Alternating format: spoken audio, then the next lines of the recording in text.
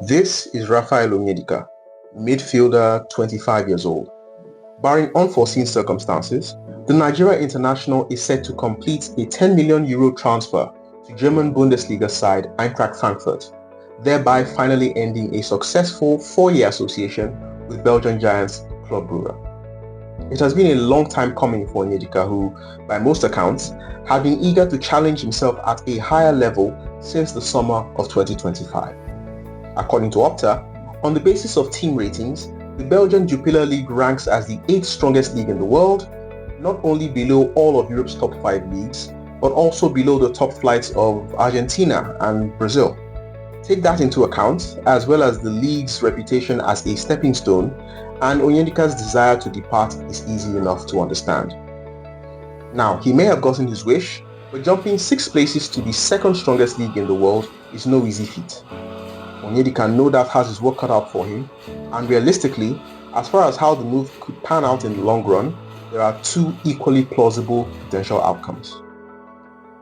The first is that he gets swallowed up by the relentless pressing of the Bundesliga and therefore struggles to assert himself.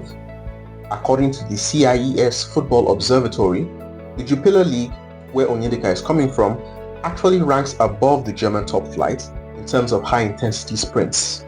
However, from the same source, an analysis of the most aggressive pressing teams in Europe features 3 Bundesliga sides in the top 10.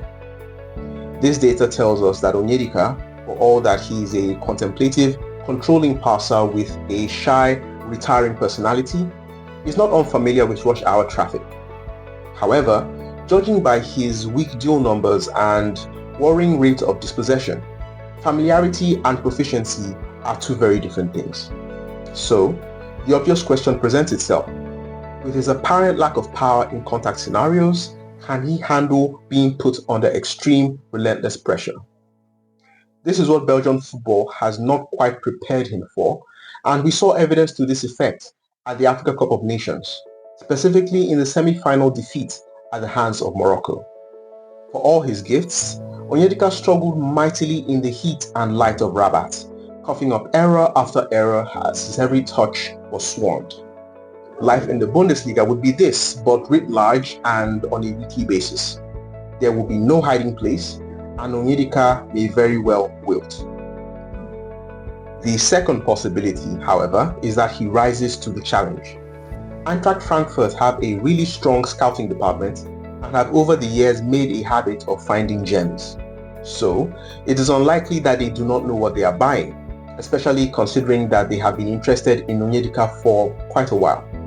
There is nothing whimsical about this, no big tournament exploits pulling the wool over their eyes.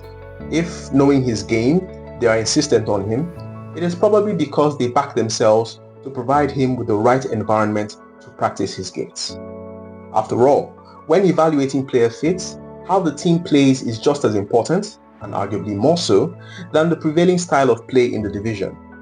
How many times has it been said that such and such a player would not be able to do it in such and such a league, only for that player to affirm his quality irrespective? A recent and relevant example saw Jorginho, a deep controlling midfielder with slow feet, not only hold his own in the Premier League following his arrival from Serie A, but play for 2 of the Premier League's biggest clubs and come close to winning the Ballon d'Or in 2021. Of course, the player, in this case Onyedika, has to make concessions as well. It is far from a one-way street.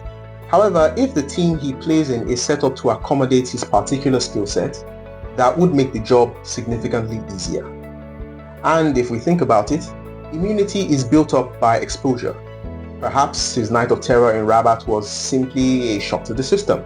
If so, with time, he will no doubt build the right antibodies. If he can manage that, not only would he establish himself as one of the finest deeper midfielders in Germany, but Nigeria's Super Eagles would get back a much more rounded midfielder. This is an important consideration. Wilfred Ndidi is not getting any younger, and neither is Alex Iwobi. Those 2 have been stalwarts of the Nigerian national team for a decade now, and have been outstanding servants. If Onyedika embraces and tailors his game to thrive within the Bundesliga maelstrom, Nigeria could have a player capable of not only replicating both their functions to some degree, but also leading a regime change in in the middle of the park.